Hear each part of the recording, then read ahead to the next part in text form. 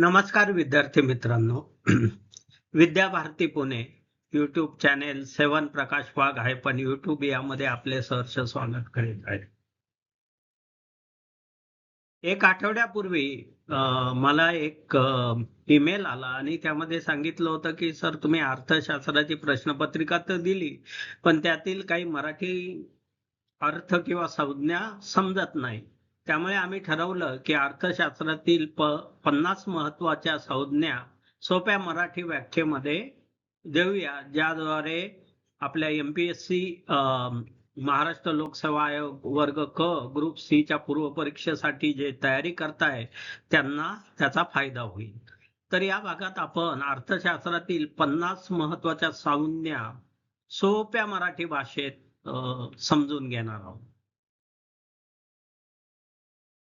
तर विद्यार्थी मित्रांनो, अर्थशास्त्रातील 50 महत्वाच्या संज्ञा आपण समजून घेऊया. पहिलं आपण अर्थशास्त्रातली व्याख्या बघूया. मर्यादित साधनांचा योग्य वापर करून अमर्याद गरजा कशा पूर्ण कराव्या याचा अभ्यास करणारे शास्त्र म्हणजे अर्थशास्त्र. म्हणजे इंग्लिश मध्ये using limited means or resources,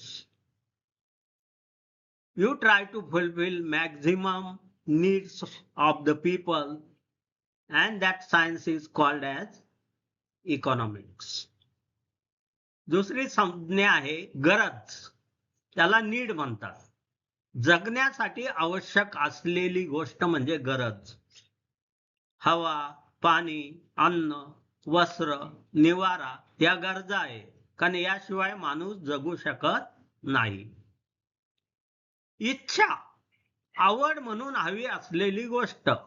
गरज आणि इच्छा वेगवेगळ्या आहे. इच्छा म्हणजे एखादी गोष्ट आवडते म्हणून ती आपल्याला हवी आहे, तिला इच्छा म्हणतात. म्हणजे मला आयफोन हवा आहे, आयफोन ही गरज नाहीये, पण मला आयफोन हवा आहे कारण मला आवडतो, म्हणून आवड असलेली गोष्ट म्हणजे इच्छा. आता मागणी, मागणी म्हणजे डिमांड, म्हणजे पैसे देऊन खरेदी करण्याची क्षमता असलेली इच्छा म्हणजे डिमांड. आपण म्हणतो आयफोनला डिमांड आहे, म्हणजेच लोक त्यासाठी पैसे द्यायला तयार आहे. त्यानंतर येतो पुरवठा. आयफोनला डिमांड आहे पण आयफोन बाहेरून मागवतो आपण, मग विक्रीसाठी जे उपलब्ध आहे त्याला पुरवठा म्हणतात. त्यानंतर येते किंमत. एखाद्या वस्तू किंवा सेवेसाठी द्यावी लागणारी रक्कम म्हणजे किंमत. त्यानंतर येतो बाजार. बाजार म्हणजे खरेदी विक्री जिथे होते ती व्यवस्था किंवा ती जागा. ती फिजिकली असू शकते, ऑनलाईन असू शकते. नंतर येते उत्पादन. उत्पादन म्हणजे वस्तू किंवा सेवांची निर्मिती. मग येतो उपभोग. वस्तू किंवा सेवांचा वापर करणं म्हणजे उपभोग घेणं. म्हणजे मी कार वापरतो किंवा मी हॉस्पिटलची सेवा घेतो, म्हणजे मी कार आणि हॉस्पिटलचा उपभोग घेतो. वितरण. वितरण म्हणजे डिस्ट्रीब्युशन. उत्पन्नाचे वाटप म्हणजे उत्पन्नाचे डिस्ट्रीब्युशन वेगवेगळ्या भागामध्ये होणं याला वितरण म्हणतात. वितरणचा दुसराही अर्थ आहे डिस्ट्रीब्युशन, म्हणजे वस्तू आणि सेवा वेगवेगळ्या बाजारात वितरित करणे यालाही वितरण म्हणतात. त्यानंतर येतं विनिमय, देवाणघेवाण. ही देवाणघेवाण पैशाची असू शकते, वस्तूची असू शकते, करन्सीची असू शकते. त्यानंतर येतं भांडवल. एखादी गोष्ट किंवा सेवा देण्यासाठी तुम्हाला माणसं लागतात, मटेरियल लागतं, पैसा लागतो. तर या उत्पादनासाठी व सेवेसाठी जो पैसा लागतो त्याला भांडवल म्हणतात. श्रम. कोणतीही गोष्ट आणि सेवा निर्माण करण्यासाठी मनुष्यबळ लागतो, ते शारीरिक असो किंवा बौद्धिक असो, त्याला श्रम म्हणतात. नंतर जमीन. जमीन हे नैसर्गिक साधनामध्ये येते. जमीन, हवा, पाणी ही नैसर्गिक साधनं आहे. उद्योजक असा मनुष्य जो एखादी गोष्ट निर्माण करतो किंवा एखादी सेवा निर्माण करतो.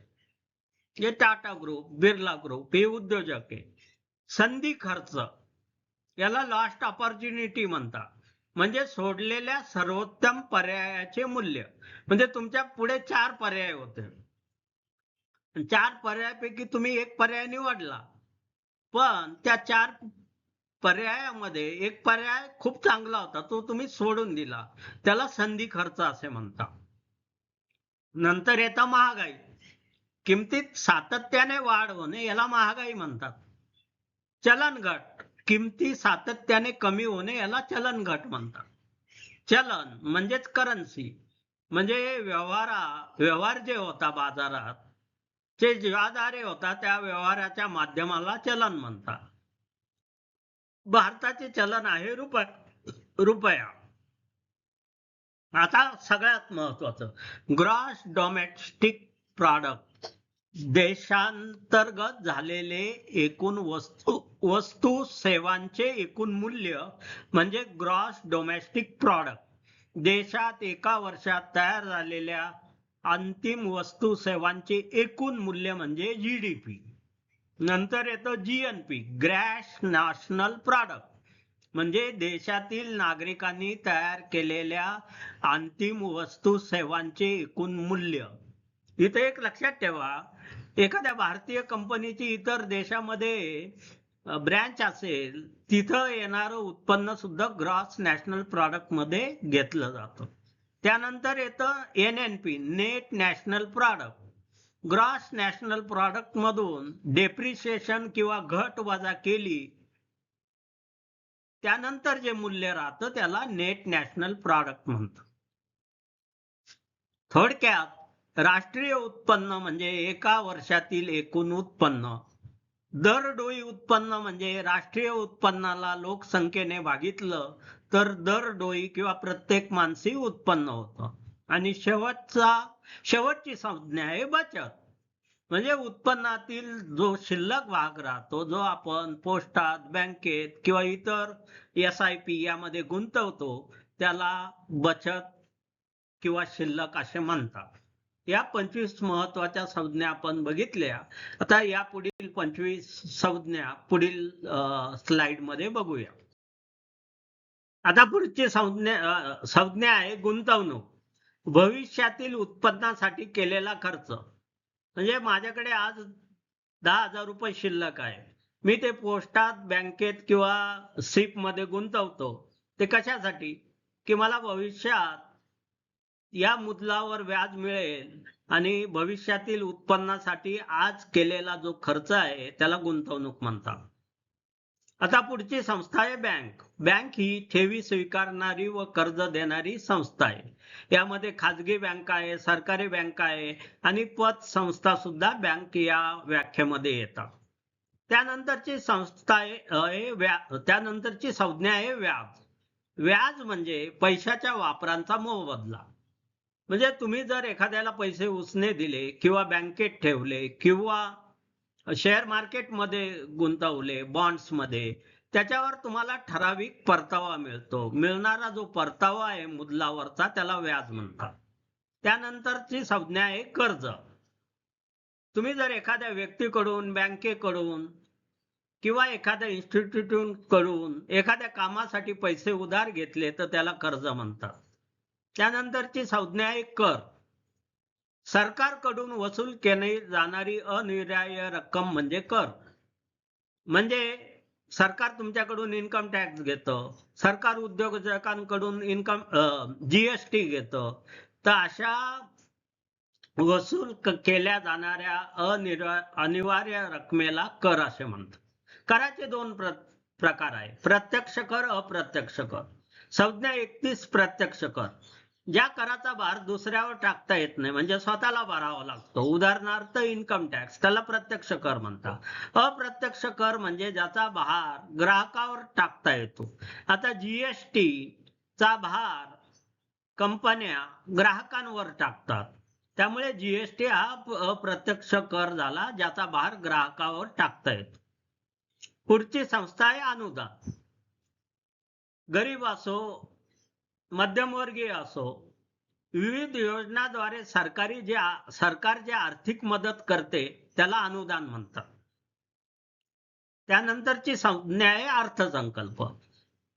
केंद्रीय सरकार किंवा राज्य सरकार आपल्या वार्षिक उत्पन्न आणि वार्षिक खर्च याचा ताळमेळ किंवा आराखडा जे करतं त्याला अर्थसंकल्प म्हणतात.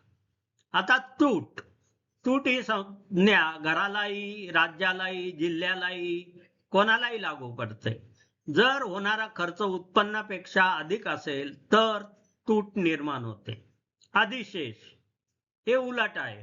जर तुमचे उत्पन्न, जिल्ह्याचे उत्पन्न, राज्याचे उत्पन्न व स्वतःचे उत्पन्न जर खर्चापेक्षा जास्त असेल तर अधिशेष किंवा शिल्लक उरते. त्यानंतर ची संज्ञा आहे निर्यात. आपल्या देशातून दुसऱ्या देशात आपण प्रॉडक्ट किंवा सर्व्हिसेस जे विकतो किंवा त्याची विक्री करतो त्याला निर्यात म्हणतात, एक्सपोर्ट. नंतर येते आयात म्हणजे इम्पोर्ट. काही वस्तू व सेवा आपण परदेशातून खरेदी करतो कारण त्या भारतात अवेलेबल नसतात, त्याला आयात म्हणतात. त्यानंतरची संज्ञा आहे परकीय चलन. इतर देशांच्या चलनाला परकीय चलन म्हणतात. म्हणजे अमेरिकेचा डॉलर, युरोपचा युरो आणि भारताचा आहे रुपया. तर रुपयाच्या दृष्टीने डॉलर आणि युरो हे परकीय चलन आहे. विनिमय दर याला एक्सचेंज रेट असंही म्हणतात. एका चलनाचे दुसऱ्या चलनातील मूल्य म्हणजे विनिमय दर. म्हणजे आता एका US डॉलर जर घ्यायचा असला तर 92 रुपये तुम्हाला द्यावं लागतं. म्हणजे डॉलरचा विनिमय दर 92 रुपये असा आहे. रिझर्व्ह बँक, देशाच्या मध्यवर्ती बँकेला रिझर्व्ह बँक म्हणतात. ते त्या देशातील खाजगी आणि सरकारी बँकेचे नियंत्रण करते. त्यानंतरची संस्था आहे राजकोषीय धोरण. वेगवेगळे कर व सरकारी होणारे खर्च याचे जे धोरण ठरवले जातात त्याला राजकोषीय धोरण असे म्हणतात. त्याचप्रमाणे चलन व व्याज दरावर RBI जे धोरण ठरवते त्याला चलन विषयक धोरण असे म्हणतात. मंदी म्हणजे आर्थिक चक्रामध्ये घट होणे. म्हणजे तुमच्याकडे वस्तू आणि सेवा उपलब्ध आहे पण त्याला घेणारा वर्ग कमी आहे तर त्याला मंदीची लाट म्हणतात. आर्थिक विकास, जीवनमानातील सर्वांगीण सुधारणाला आर्थिक विकास म्हणतात. म्हणजे जर एखाद्याचे उत्पन्न वाढले तर त्याची क्वालिटी ऑफ लाईफ वाढते, म्हणजेच त्याचा आर्थिक विकास झाला असे म्हणतो. दारिद्र्य, किमान गरजा पूर्ण न होणे याला दारिद्र्य म्हणतात. आता किमान गरजा म्हणजे अन्न, वस्त्र, निवारा जर पूर्ण होत नसेल तर तो मनुष्य दारिद्र्यात आहे असं म्हणतो. बेरोजगारी, काम असूनही रोजगार न मिळणे याला बेरोजगारी म्हणतात. आता काम आहे परंतु त्या युवकाजवळ त्या कामासाठी लागणार कौशल्य नाही, त्यामुळे तो रोजगार त्याला मिळू शकत नाही, म्हणून तो युवक बेरोजगार होतो, म्हणून त्याला बेरोजगारी म्हणतात. उत्पादकता, कार्यक्षमतेने उत्पादन करण्याची क्षमता. एक उदाहरण घ्या, अमेरिकेमध्ये एका एकरमध्ये 10 टन कापूस होतो, तेच भारतामध्ये एका एकरामध्ये 2 ते 3 टन कापूस होतो. म्हणजेच अमेरिकेची कापूस उत्पादनाची उत्पादकता भारतीय उत्पादकतेपेक्षा खूप अधिक आहे. मक्तेदारी म्हणजे एकाच विक्रेत्याचा बाजारावरील ताबा. 15 ते 20 वर्षापूर्वी भारतामध्ये टेलिफोनमध्ये BSNL आणि MTNL या 2च सरकारी कंपन्या होता आणि प्रत्येक माणसाला BSNL किंवा MTNL कडून टेलिफोन, मोबाईलसाठी किंवा टेलिफोनसाठी सेवा घ्यावी लागत होती. अशा एकच किंवा 2 कंपन्या असल्या तर त्यांची मक्तेदारी आहे असे म्हटले जाते. नंतर येते कॉम्पिटिशन किंवा स्पर्धा. अनेक विक्रेत्यांमध्ये ग्राहक मिळवण्यासाठी जी स्पर्धा चालते, चढाओढ चालते, त्याला स्पर्धा असे म्हणतात. या 50 संज्ञा तुम्ही लक्षात ठेवा, ज्याद्वारे तुम्हाला अर्थशास्त्रातील प्रश्न समजण्यास व त्याची उत्तरे देण्यास मदत होईल. आमचं युट्यूब चॅनेल प्रकाश वाघ हायफन 7 प्रकाश वाघ हायफन यूट्यूब यावर अंकगणित, बुद्धिमत्ता चाचणी, राज्यशास्त्र, अर्थशास्त्र 8 विषय जे पूर्व परीक्षेसाठी आहे त्यावरचे अनेक व्हिडिओ उपलब्ध आहे. कृपया हे व्हिडिओ ऐका, त्यातले कन्सेप्ट समजून घ्या, ज्याद्वारे आपल्याला पूर्व परीक्षाचा पेपर अतिशय सोपा जाईल.